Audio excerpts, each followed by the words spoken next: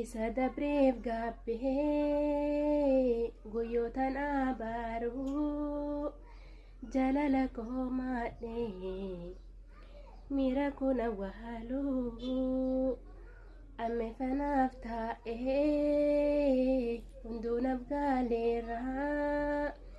jireenya si maalee jiraachuu bareeraa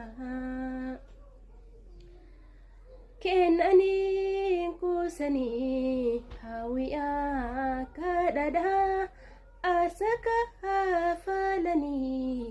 dhabuunuu jaalala akka wiiqeessiku dawaan kiyyasuuma amma garuu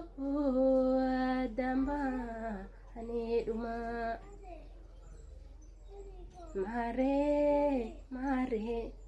daangaa kabaabar midhaamni naafuu suumaa dhisuu dhadhiifamni maaloo naangaafatini araara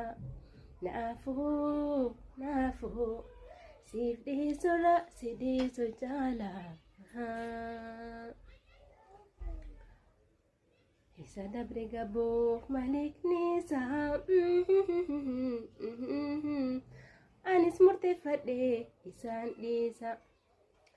fudhachuu diduun koo gaaffii dhiifama kee